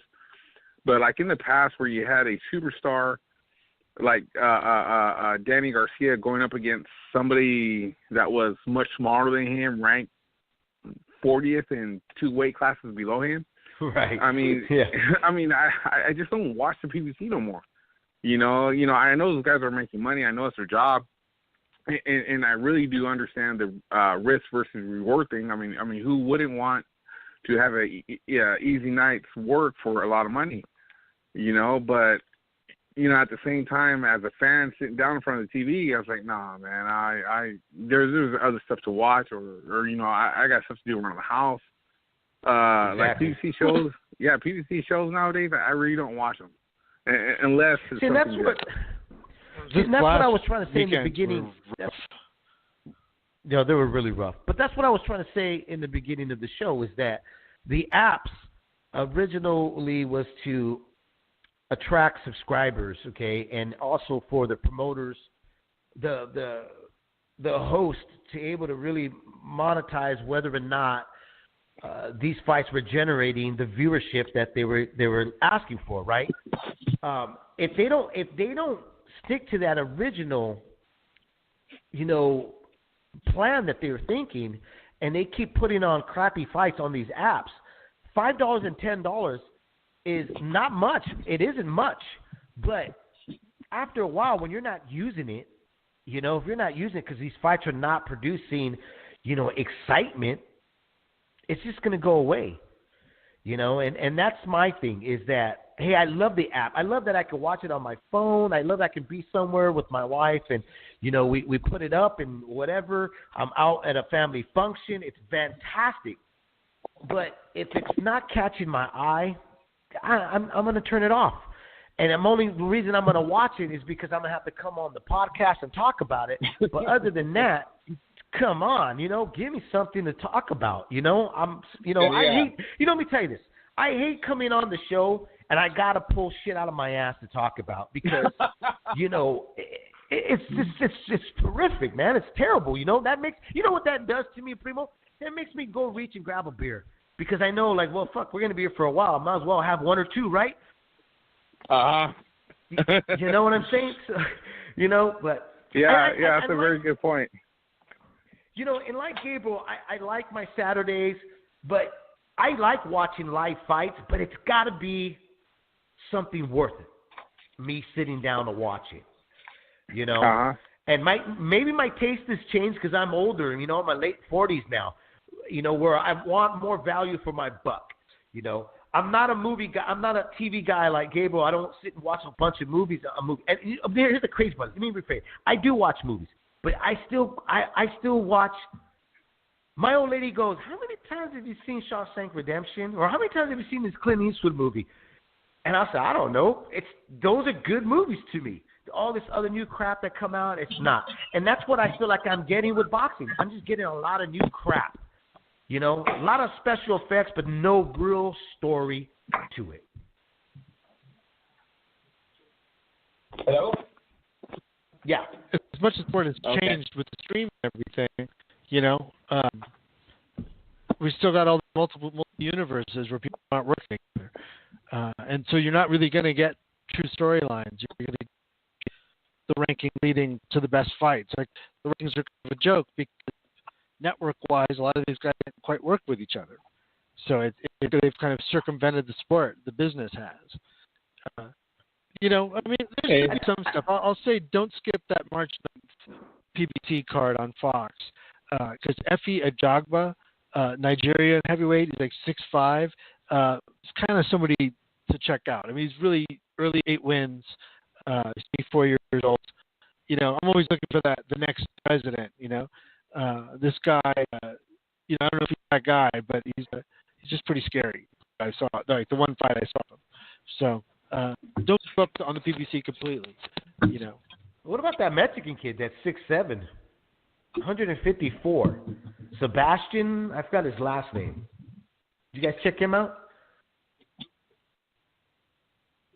No? What is he on the PBC? I think he was on PBC. I can't remember. I don't know. Yeah. All right, gentlemen. Thank you very much. Anything else? All right, man. I appreciate you. Yeah, I appreciate you guys taking my call, and I look forward to hearing you guys in the future. Cool. All right, brother. Thank you, man. Appreciate it. All right. Thank you very much. Bye-bye. Well, Dave, we're starting to get up against it. Why don't we hit the fight schedule? Let's this go weekend, for it, man. We've got Brian Castano on at the Barclays Center in Brooklyn, New York, on Saturday, March 2nd. It looks like there's no Friday fights. Erislandy Lara take on Brian Castano, junior middleweight action. This is a pretty good fight, man. Lara 25-3-2, 14 knockouts. He's 5'9" with a 74-inch reach, fighting out of Houston, Texas. He's 35 years old, and he's coming off that loss to Jarrett Hurd, and so he gets a title shot against WBA 154 title Brian Carlos Castano. Actually, no, is Castano the holder? Is this a vacant? Let me just double check really quick. No, Castano has the WBA belt that also Jared Hurd has. That's why it was confusing. But yeah, Castano is 18-0, 11 knockouts, 9 years old, out of Argentina, 6'1", 67-inch reach. He's an orthodox fighter. I don't know, it's a tough fight. Castano is going to win it. I like him. He's a solid boxer. Something super special about him, but hits hard enough. Functional speed, cuts the wall. This is the biggest test he's had. Aristide Lara, and Lara can stay up and just get a boxing match, and the judges like that versus maybe harder to Castano. You can buy the decision, but this is a tough one. I'm going to go with Castano on. You know what? I'm going to agree with you with Costanzo, because here's the thing. Lara has to come out and prove something. Going against Hurd, he wanted that rematch, didn't get it. To me, in order to make a statement, just move forward to get what he's looking for, to get back what he lost, he's got to kind of put himself out there. I don't know what you think, Gabriel. I think he has to put something on the line there. He's got to fight like he wants to be back on that map. If he doesn't, and he tries to sit back and use those boxing skills that kind of put fans to sleep, I think that's it. I think he's sealed, done, and delivered. I think the judges are going to go with a more active guy because it makes more sense for the venue. I mean, for the people that are putting money behind him, to go with a guy that's on the come up rather on the down. So I'm going with your pick. All right. I just think he's going to fight an Aristide Lara fight and lose. Luis Ortiz on Christian Hammer, heavyweights in action, 10 rounds. And Ricardo Nunes versus Edgar Cherry was supposed to happen, but they're now off the card. Cherry had a medical issue, and so they've been replaced by Brian De Gracia and Mexico's Eduardo Ramirez. De Gracia is out of Panama. They're featherweights. So now it's still going to be a triple header. It's going to be with those guys instead. So that's, although also in the East of England arena in Peterborough, England, on DAZN. Jordan Gill takes on Emmanuel Dominguez, featherweights. Richard Riakpori takes on Tommy McCarthy, and Lee Wood takes on Abraham Osai Bonsu. It's cruiserweights and then featherweights in action. That'll kick off March, which it's got some decent fights in it. That Dubois fights on ESPN Plus on March 8th. It's a guy to keep an eye on, the heavyweight. Sean Porter takes on your Dennis Ugas. Dimitri Bivol versus Joe Smith Jr. That's actually just a nice with Reese Hooker and also Callum Johnson on it. Evan Farmer makes an appearance, defense, March 15th. And then middle of the month, we got Spence Garcia. And then the next night, we've got an ESPN Plus card with Michael Conlon and Louis Colazzo, the Never Say Die Colazzo. It just keeps on going, the Energizer Bunny. March is not too bad in terms of fights, but there's not that big, marquee matchup that's going to light everything on fire. I don't think. Besides, Garcia, Spence. I'm curious about that card, man. Being a pay-per-view and all, with Charles Martin and Chris Arreola not fighting each other, but on the card. Charles Martin will be on best. Joe Arroyo, bantamweights, and David Benavidez taking on Jadon Love in support. Good luck with that. And that's the weekend fight schedule and a little bit of a preview into the year.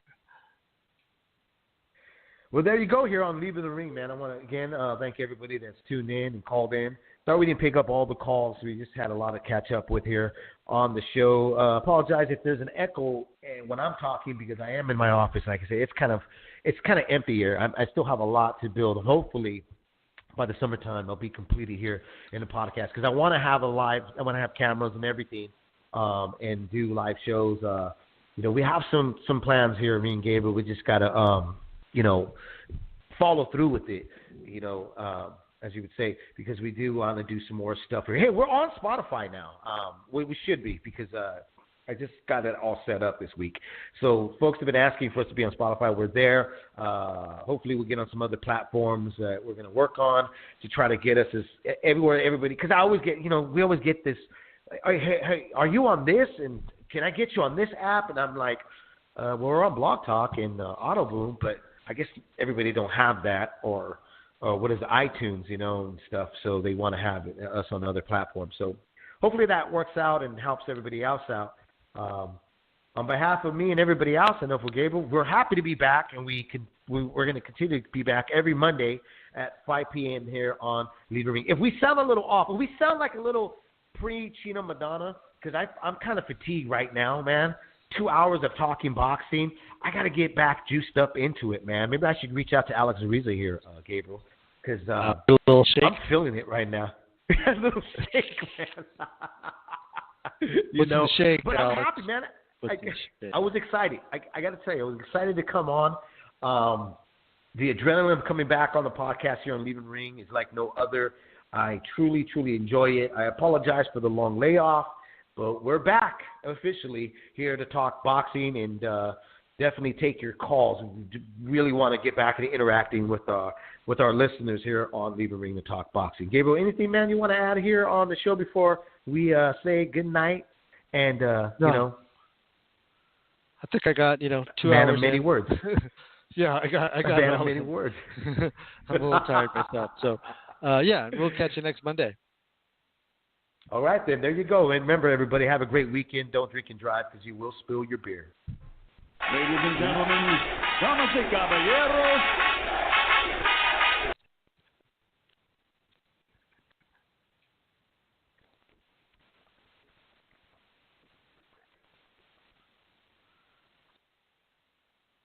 Jerry Seinfeld, live. You don't live in Long Island, you live on Long Island. Long Island's not one of those places you can't get in it. We're gonna get on the train, we don't get in the train. Why do you get on? So you can get off it! You don't get on the cab, you get in the cab. What do you do with Uber? Do you get in it? No. You take Uber! Saturday, October 19th, Reno Event Center. Tickets on sale Friday, March 1st at silverlegacy.com or by calling 1-888-288-1833. Jerry Seinfeld, live. Jerry Seinfeld, live. You don't live in Long Island, you live on Long Island. Long Island's not one of those places you can't get in it. We're gonna get on the train, we don't get in the train. Why do you get on? So you can get off it! You don't get on the cab, you get in the cab. What do you do with Uber? Do you get in it? No. You take Uber! Saturday, October 19th, Reno Event Center. Tickets on sale Friday, March 1st at silverlegacy.com or by calling 1-888-288-1833. Jerry Seinfeld, live.